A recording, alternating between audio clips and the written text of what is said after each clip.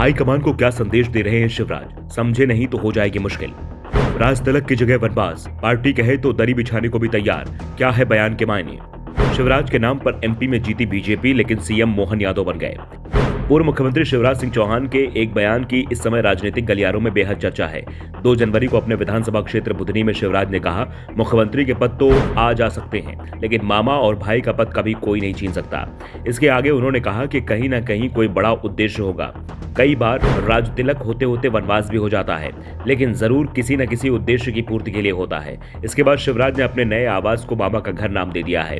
शिवराज ने बयान देकर क्या यह जताने की कोशिश की है कि अब मौजूदा परिस्थितियों से समझौता कर चुके हैं, या फिर बयान में केंद्रीय नेतृत्व और पार्टी कार्यकर्ताओं के लिए कोई संदेश छुपा हुआ है। हालांकि शिवराज ने पहली बार ऐसा बयान नहीं दिया है। चुनाव नतीजे आने के बाद उनसे दिल्ली जाने पर सवाल पूछा था, तब उन्होंने कहा था कि अपने लिए मांगने से बेहतर मैं अपनी जान देना पसंद करूंगा। पिछले कुछ समय में अगर शिवराज के बयानों को देखें तो एक बात समझ में आती है कि वो लोगों का ध्यान अपनी ओर बनाए रखने की कोशिश करते दिखाई दे रहे हैं। अब अगर शिवराज के बयानों को देखें तो जब शिवराज सिंधिया के समर्थकों के दम पर 2020 में सीएम बने और 30 मंत्रिमंडल विस्तार में उन्हें 1 दर्जन सिंधिया समर्थकों को मंत्री बनाना पड़ा, जबकि अपने कट्टर समर्थकों को भी मंत्रिमंडल में जगह नहीं दिला पाए, तो उन्होंने 30 जून 2020 को कहा था कि जब भी मंथन होता है तो अमृत निकलता है जो बढ़ जाता है, लेकिन विष शिव ही पीते हैं। इसके बाद जब शिवराज को संसदीय बोर्ड से हटाया गया था तो 17 अगस्त 2022 को उन्होंने कहा था कि मुझे बिल्कुल भी अहम नहीं है कि मैं ही योग्य हूँ।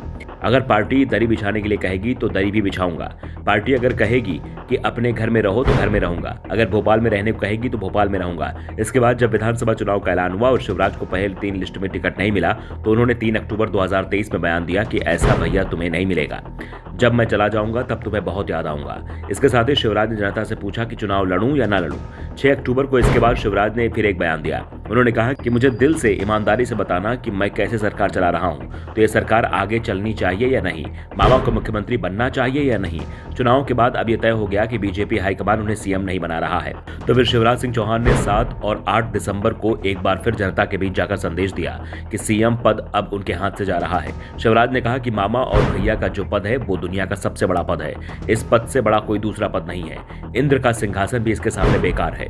12 दिसंबर को जब मोहन सिंह यादव के नाम पर मुहर लग गई तो शिवराज ने अपने पुराने बयानों पर सफाई देते हुए 12 दिसंबर को कहा कि एक बार मैं बड़ी विनम्रता से कहना चाहता हूं कि अपने लिए मांगने से बेहतर अपनी जान देना समझता हूं। वो मेरा काम नहीं है, इसलिए मैंने कहा था कि मैं दिल्ली नहीं जाऊंगा। फिलहाल शिवराज के बयानों से बीजेपी हाईकमान जरूर चिंता में दिखाई दे रहा है, लेकिन जिस तरह से शिवराज को चुनाव परिणाम आने के 1 महीने बाद ही पार्टी ने काम नहीं दिया है, उससे साफ है कि अभी शिवराज की मुश्किलें कम नहीं हुई हैं। लेकिन यह भी साफ है कि शिवराज पार्टी के फैसले के खिलाफ बगावत भी नहीं करेंगे।